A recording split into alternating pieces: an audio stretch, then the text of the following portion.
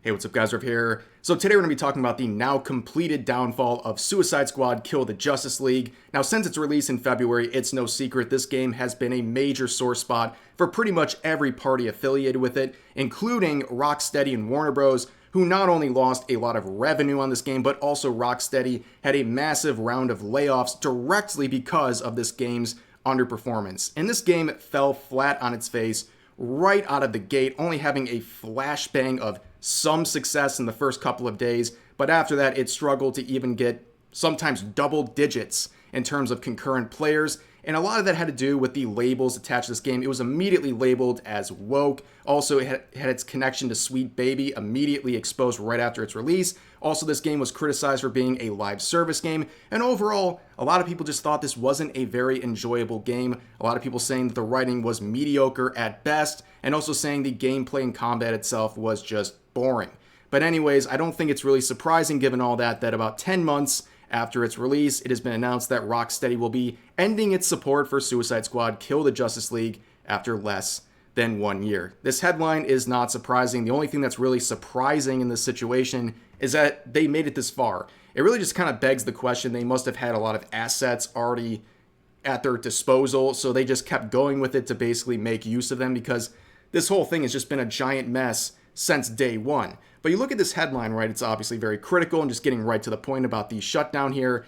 But the only related official post I could find was from the Suicide Squad Kill the Justice League official Twitter account, where they have this announcement. You can see the wording. It's very positive, right? And it just kind of looks like a Season 4 deep dive hype post. But there's this link to a related blog post, and if you go to it, baked in about halfway, you see the final season section where it says, with Deathstroke joining the roster, the Suicide Squad's crusade against Brainiac is drawing to an end. Season 4 will finish up with Episode 8, which is scheduled to release in January of 2025, and that will serve as the last seasonal episode for Suicide Squad Kill the Justice League, while Season 4, Episode 8 will mark the final battle against Brainiac.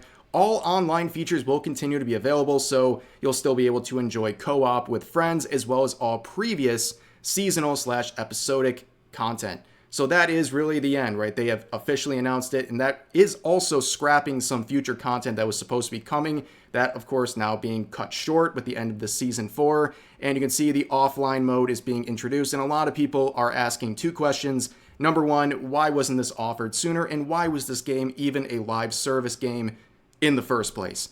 But looking at this game, it is one of the earliest victims of the Sweet Baby kiss of death. Right at its release in February, it was exposed that their connection to Sweet Baby, this was the old screenshot that everyone was passing around on Sweet Baby's website with their announced projects. You can see Suicide Squad Kill the Justice League right here. Eventually this would be scrubbed, and then pretty much nowadays, if you look at their website, there's not a single mention of this game or Rocksteady whatsoever. But that connection was drawn very quickly right around the release, and no, their connection to Sweet Baby did not kill the game entirely by itself. There was a lot of other factors at play, but the connection to Sweet Baby was a massive PR hit for this game and really ruined any of the excitement. A lot of people used this game as kind of the poster child of a Sweet Baby Inc. failure. Anything that's connected to them is a failure, and people would say, yep, look at Suicide Squad Kill the Justice League, and they'd pull up the Steam charts and say, yep, look at the player count. That's how you basically fare if you work with these woke consulting firms like Sweet Baby. That connection definitely had an impact, even though Rocksteady and some of their developers were trying to underplay the role of Sweet Baby. But if you look at the credits to this day, you see Sweet Baby in the writing section, and the writing team leads include Kim Belair, who is the CEO and responsible for several of the changes in the game that people have viewed as woke, and also the co-founder of Sweet Baby, David Bedard, was also one of the writers on the team as well. And we saw a lot of people in the media trying to downplay this again. You can see Jason Schreier back in June saying, I asked 24 people who worked on the game what went wrong, and not a single one of them mentioned the words Sweet Baby. You are chasing angry hallucinations created by grifters who make money off of your rage. Well, another angry hallucination was definitely turned true with how this game performed, but they try to downplay this game by saying, hey, I went to the cult and asked the cult if one of its members is a part of the problem, and they said no. I mean, what do you think they were going to say in this situation? Were they going to really throw Sweet Baby under the bus?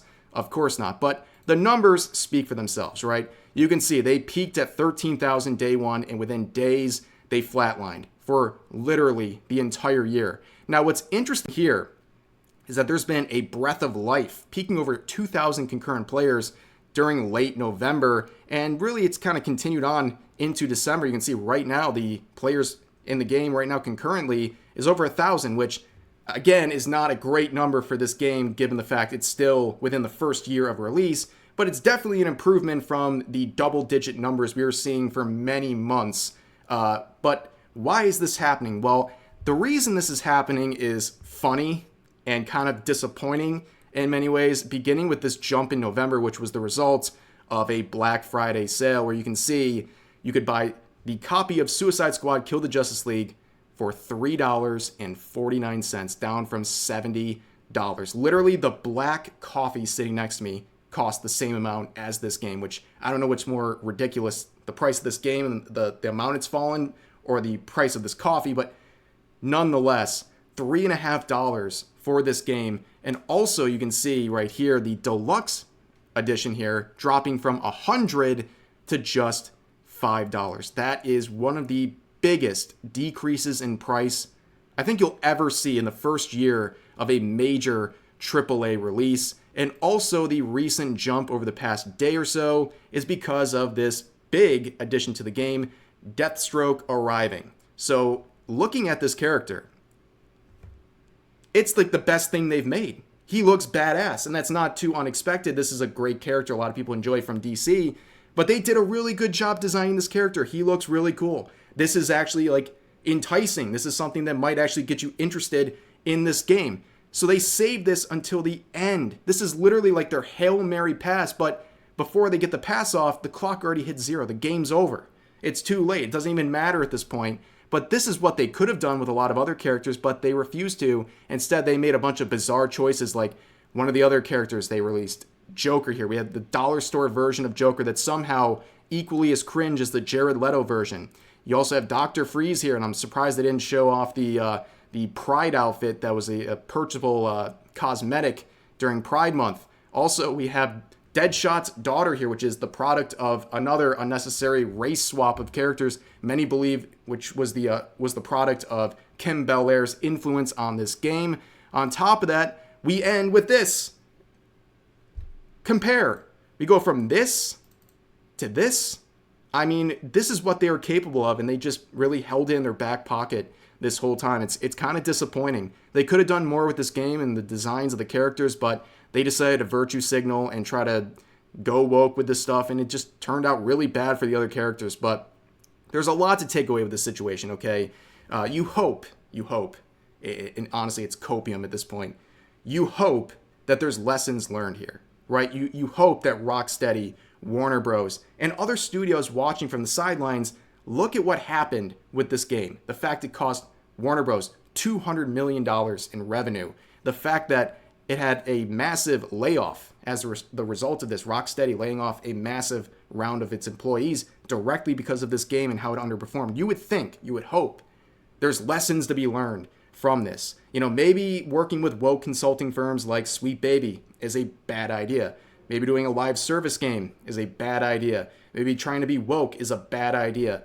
But no, what happens? These studios keep falling upwards. So we talked about this few months ago, but Rocksteady has landed the gig for the next Batman game. So basically Warner Bros. Said, hey, you almost bankrupted us with Suicide Squad Kill the Justice League.